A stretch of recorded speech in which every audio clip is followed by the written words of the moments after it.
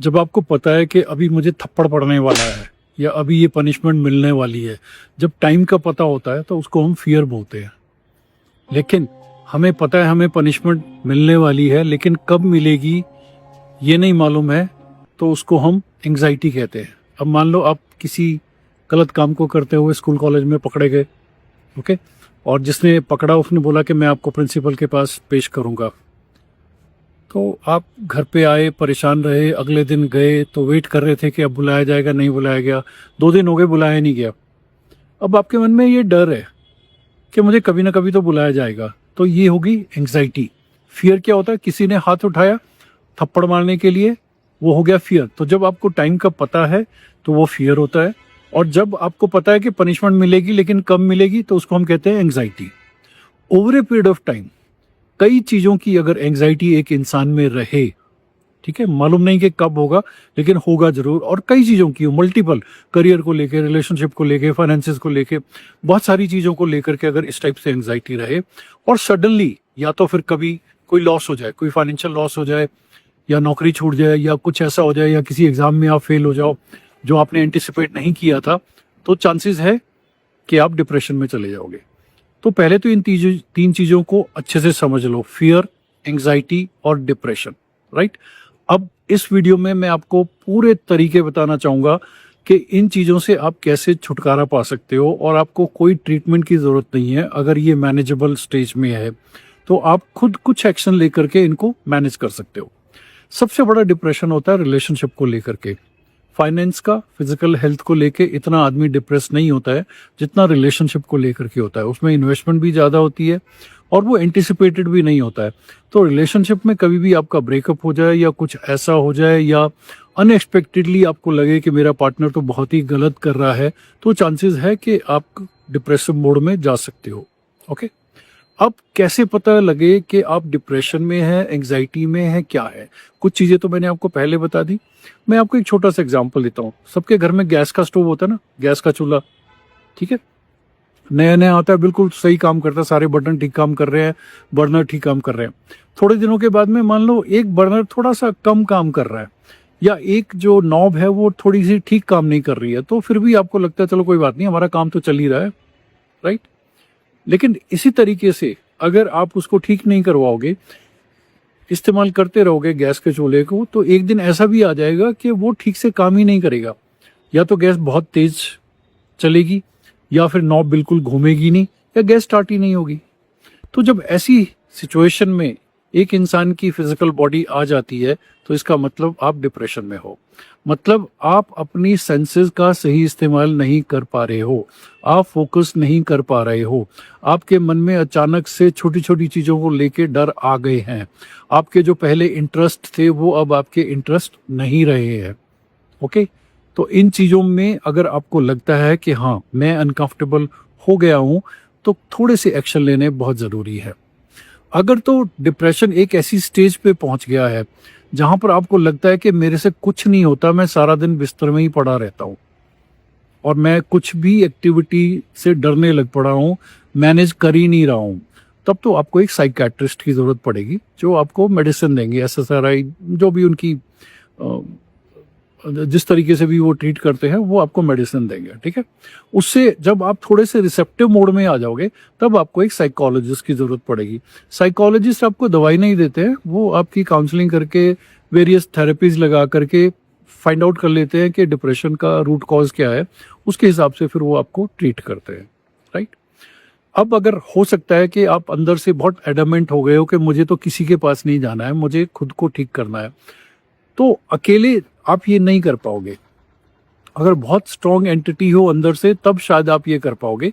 Otherwise आपको किसी की जरूरत पड़ेगी, एक फ्रेंड की, एक पार्टनर की जरूरत पड़ेगी, जो आपके साथ में कुछ एक्टिविटीज करे, जो मैं अब बताने वाला हूं उसको भी आप ये वीडियो दिखा सकते हो। सबसे पहले बहुत इंपॉर्टेंट बात है, आपको नेचर में जाना है, नंगे पांव घास पे चलना है। नेचर में आप जितना जाओगे उससे क्या होगा कि आपके अंदर में जो भी अनकंफर्टेबल स्टफ मूव कर रहा है वो अर्थ जो है ग्रहण कर लेती है। मतलब ग्राउंडिंग बहुत जरूरी है। तो अगर हर रोज आधा घंटा आप घास के ऊपर में नंगे पांव चलते हो, किसी पेड़ के तने के पास जाकर के बैठ जाते हो, किसी पौधों को पकड़ लेते हो या गार्डनिंग करना शुरू कर देते हो, मिट्टी में हाथ डालते हो, आधा घंटा ये एक्टिविटी बहुत ज़रूरी है। जो जो एक्टिविटीज़ मैं बता रहा हूँ आपका मन नहीं करेगा, क्योंकि जब भी आदमी डिप्रेशन में होता है उसको हर चीज़ से कॉर्टिसोल रिलीज होते हैं, स्ट्रेस होती है। अच्छा अब ये करना पड़ेगा, अब ये करना पड़ेगा, घर में अगर कोई मेहमान भी आ रहे हैं तो उससे भी स्ट्रेस होगी, कोई फंक्शन कोई पार्टी होगा तो उससे भी उसको स्ट्रेस होगी, राइट। लेकिन यहाँ पर इसीलिए मैंने कहा है कि आप किसी का इस्तेमाल करो, कोई फ्रेंड हो, पार्टनर हो जो आपको ज़बरदस्ती रोज आधा घंटा नेचर में ले जाए। पानी के पास बैठना बहुत ज़रूरी है, रनिंग वाटर के पास बैठ सकते हो तो नथिंग लाइक इट। पानी में पाँव अगर आप डुबो दो, थोड़ा सा पानी टच करता रहे, आपकी मैक्सिमम नेगेटिविटी बाहर निकल जाएगी। जितने भी लोगों को हल्का सा डिप्रेसिव महसूस होता है बिकॉज उनका ब्रेकअप होता है, उनकी बेस्ट ट्रीटमेंट पानी होती है। पानी के पास जाकर के बैठ जाओ। हाँ अगर बहुत ज़्यादा अनकंफर्टेबल हो तो अकेले मत जाना, बिकॉज पानी जो है ना अट्रैक्ट करेगा, आपका मन करेगा मैं कूद जाऊँ इसके अंदर में, बिकॉज कई बार इतनी ज़्यादा प्रॉब्लम हो रखी होती है। तो कोशिश करो नेचर में जाओ, पानी के पास में जाओ। और थर्ड थिंग वेरी इंपॉर्टेंट है, लाइव फूड खाना। लाइव फूड का मतलब ये नहीं है कि कच्चा मांस खाना, लाइव फूड मतलब प्लांट फूड खाना। ओके, डेड फूड मत खाओ, प्लांट फूड खाओ। और अपने जो माइक्रो न्यूट्रिएंट्स हैं इन टर्म्स ऑफ नट्स, वो खाने बहुत ज़रूरी हैं। सबसे ज़्यादा प्रॉब्लम डिप्रेशन के केस में क्या आती है, एक तो आपका स्टमक बिल्कुल अपसेट हो जाता है, बिकॉज आपके गट का और आपके दिमाग का बिल्कुल डायरेक्ट एक कनेक्शन है। तो अगर आप डिप्रेसिव फील कर रहे हो तो आपका गट सबसे पहले इफेक्टिव होगा, ठीक है।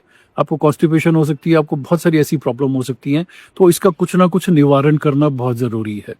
बिकॉज आजकल कुछ साइंस में ऐसा हो गया है कि अगर आपको डिप्रेशन की प्रॉब्लम है तो जल्दी आपको डिप्रेशन से रिलेटेड मेडिसिन देते हैं, आपकी बॉडी के ऊपर नहीं जाते हैं। तो ये थोड़ा सा ध्यान रख लेना आपको, ठीक है।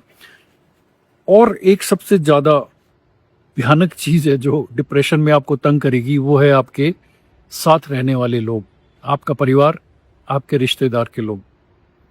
बिकॉज वो इस मामले में क्वालिफाइड नहीं है, इस मामले में उनको नॉलेज नहीं है, तो वो क्या करेंगे, आपको जबरदस्ती पोक करेंगे। अरे यार तुम ऐसा भी नहीं कर सकते हो, ये तो छोटी सी बात है, ये तो सभी करते हैं। इस टाइप से पोक कर करके वो आपके डिप्रेशन को और फर्दर एक्सट्रीम केस में लेके जा सकते हैं। उनको भी ये वीडियो दिखाना बहुत ज़रूरी है। जब भी कोई इंसान आपकी फैमिली में डिप्रेशन में है तो उसको अननेसेसरी आप पोक नहीं करेंगे। उसका हाँ अकेले रहने का मन करेगा, आइसोलेशन में रहने का मन करेगा, वो किसी से मिलना नहीं चाहेगा एट्सेट्रा, और नॉर्मल उसकी एक्टिविटीज़ जो है वो ऑलमोस्ट सीज हो जाएंगी। जैसे मैंने गैस स्टोव का आपको एग्जाम्पल दिया कि या तो किसी चीज़ में एक्सट्रीम हो जाएंगे या वो गैस जलेगी नहीं। तो ऐसे केस में आपको सिर्फ उसको नेचर में लेके जाना है, उसके स्टमक की देखभाल करनी है, और उसको किसी भी चीज़ का सरप्राइज नहीं देना है, नेगेटिव सरप्राइज तो बिल्कुल नहीं देना है, ठीक है। अब धीरे धीरे कोशिश करनी है, जैसे अगर वो फिजिकल मूवमेंट करना शुरू कर देंगे, जैसे ही नेचर में जाएंगे, तब उनको कुछ ऐसी एक्सरसाइज करवानी है जिससे वो आउट ऑफ ब्रेथ चले जाए। बिकॉज डिप्रेशन या इससे रिलेटेड मामलों में हमारी बॉडी में कॉर्टिसोल दबा के रिलीज होता है, जो होता है स्ट्रेस हार्मोन। अब ये स्ट्रेस हार्मोन क्या होता है मैं थोड़ा सा आपको बता देता हूँ। मान लो मैं आपको पॉइंट ए से पॉइंट बी तक दौड़ने के लिए कहता हूँ, तो आप एक नॉर्मल स्पीड में दौड़ोगे। सेकंड टाइम आपके पीछे एक बड़ा फिरोशियस एनिमल डाल दिया जाता है, तब कैसे दौड़ोगे, तेज दौड़ोगे। तो जैसे ही हमारे मन को डर महसूस होता है कि ये तो लाइफ थ्रेटनिंग कुछ हमारे पीछे है, तो हमारे अंदर कॉर्टिसोल रिलीज होते हैं जो हमें एनर्जी देते हैं, और उस एनर्जी का इस्तेमाल करके हमारी स्पीड बढ़ जाती है, हम उसको इस्तेमाल करते हैं। अब प्रॉब्लम क्या होता है, जब आप इस डिप्रेसिव स्टेट में होते हो तो आप कॉर्टिसोल कॉन्टिन्यूसली रिलीज कर रहे होते हो, राइट, लेकिन इस्तेमाल नहीं कर रहे होते हो, तो वो सारा का सारा आपके स्टमक में जाके अकोमुलेट होता है। तो बेस्ट तरीका यही है कि जब भी आप इस टाइप की स्थिति में हो, कॉर्टिसोल आप बहुत ज़्यादा रिलीज करोगे, तो आपको उसका एंटीडोट चाहिए। एंटीडोट क्या होगा, एंडोर्फिन्स, हैप्पी हार्मोन्स, और वो कब निकलेंगे, जब आप आउट ऑफ ब्रेथ जाओगे। मुझे याद है एक बार एक मीटिंग में मुझे यूएसए के एक डॉक्टर मिले थे, तो जब हम अपने नोट्स एक्सचेंज कर रहे थे तो उन्होंने भी यही कहा कि मैं 5 से 6 घंटे अपने जो डिप्रेशन के मरीज हैं उनको जिम में रखता हूँ। एक्सरसाइज, क्योंकि जितनी आप एक्सरसाइज करोगे, अगर आउट ऑफ ब्रेथ करोगे तो बहुत अच्छे से एंडोर्फिन रिलीज करोगे, और ये जो अमाउंट ऑफ एनर्जी आप इकट्ठी करोगे इन टर्म्स ऑफ एंडोर्फिन, ये फिर सारा दिन जो है आपके कॉर्टिसोल से लड़ेगी। मतलब एक सिंपल टर्म में अगर मैं इस बात को कहूँ, ओके। लेकिन अगर आप ऐसा कुछ भी नहीं करते हो, सिर्फ कॉर्टिसोल रिलीज करते रह जाओगे, तो भैया आपके पास में कुछ एनर्जी नहीं होगी, और आप और डिप्रेशन में डाउन डाउन डाउन चलते जाओगे, राइट। तो इन एक्टिविटीज पे ध्यान देना शुरू कर दो। नेचर में जाना जरूरी है, पानी के पास जाना जरूरी है, लाइव फूड प्लांट फूड खाना बहुत जरूरी है, एंडोर्फिन रिलीज करने हैं किसी तरीके से। और एक चीज मैं और बताता हूँ जो थोड़ा सा एंटी सोशल भी हो सकती है। जिस भी चीज में आपका इंटरेस्ट है, ये एक ऐसी स्टेज होती है जहां पे आपका इंटरेस्ट जो है वो उस चीज से उखड़ जाता है, लेकिन फिर भी कोई तो एक ऐसी चीज होती है जिसमें आपको लगता है कि यार ये ना मैं लोगों से छुपा करके करता था। मे बी आप थोड़ी बहुत पॉर्न देखते थे, कुछ भी इस टाइप का जो टेढ़ा मेढ़ा आप लाइफ में करते थे, डिप्रेशन की स्टेट में। जैसे मान लो आप वीडियो गेम्स खेलते थे, वीडियो गेमिंग में थे, कुछ ना कुछ आपको ये टेढ़ा मेढ़ा थोड़ी टाइम के लिए पकड़ना पड़ेगा, बिकॉज उस वक्त हमें रिलीज ऑफ हार्मोन्स चाहिए जो हमारी बॉडी को लाइव रखें और हमें एक्टिव रखें। तो उसको ये थोड़ा सा आप ये वाली टेढ़ी हरकतें कर सकते हो। ओके, तो इस तरीके से अगर आप अपनी देखभाल करोगे बिना अपने आप को अनकंफर्टेबल किए, थोड़े दिन के लिए कर लो यार, 1 महीने के लिए कर लो। 1 महीने के बाद में आपकी स्थिति ऐसी आ जाएगी, मतलब वो गैस का जो चूल्हा है वो एक ऐसी स्थिति में आ जाएगा कि वो नॉर्मल काम करना शुरू कर देगा। और फिर धीरे धीरे और इसको मल्टीप्लाई करते जाओ। अपना नेचर में एक्सपोजर ज़्यादा कर लो, सनलाइट में एक्सपोजर ज़्यादा कर लो, इस तरीके की चीज़ें आप करते जाओ और आप डिप्रेशन से बाहर आ जाओगे। जब भी डिप्रेशन में आते हो तो पहलवान मत बनो, मेरे साथ ऐसा क्यों हो गया, नहीं मैं कर सकता हूँ। पहलवान मत बनो भैया, तुम्हारी बैंड बजी हुई है, ठीक है। हो सकता है कोई एस्ट्रोलॉजर भी बोले कि भाई तुम्हारे ये ग्रह खराब हो रखे हैं, साइकोलॉजिस्ट भी बोले कि भाई आपकी लाइफ में ऐसा गलत हो गया भाई, ठीक है। उसको आप खुद भी ठीक कर सकते हो। ओके, सो पहलवान नहीं बनना है, आउट ऑफ दी वे जाके कुछ नहीं करना है। जो छोटी छोटी चीजें मैंने बताई हैं इसके ऊपर आप काम करना शुरू कर दो, लाइफ बहुत बढ़िया हो जाएगी। हाँ, जैसे ही आप इस चीज से बाहर आते हो एक चीज पे आपको ध्यान देना है और वो है सक्सेस। क्योंकि ये चीजें तभी होती हैं जब आपने कॉन्टिन्यूसली फेलियर को देखा होता है और आपकी लिस्ट ऑफ फेलियर जो है वो बहुत ज्यादा हो गई होती है। तो उसके बाद में फिर आपने कोशिश करना है कि छोटे छोटे काम करने हैं जिनमें आपको सक्सेस मिले। ऐसे काम में कम हाथ डालना है जिसमें आपको फेलियर दिखाई देता है। तो धीरे धीरे जब आप सक्सेस बिल्डअप करते जाओगे तो आपका कॉन्फिडेंस जो है वापस आ जाएगा। ओके, लाइफ बहुत अच्छी है यार, हर प्रॉब्लम का सलूशन है और आप कर सकते हो। और हर इंसान को प्रॉब्लम आती है, आप कोई स्पेशल सुपर ह्यूमन बीइंग नहीं हो कि आपको प्रॉब्लम नहीं आएगी। ओके, हाँ, कई बार आपको कारण नहीं पता लगेगा कि यार ऐसा क्यों हो गया, मैंने तो ऐसा कुछ नहीं किया था। भाई वो ऊपर वाले की दुनिया है, अब उसने जो लिखा है जो वो कर रहा है उसको करने दो, लेकिन you can look after yourself. Okay, take care, it's your life.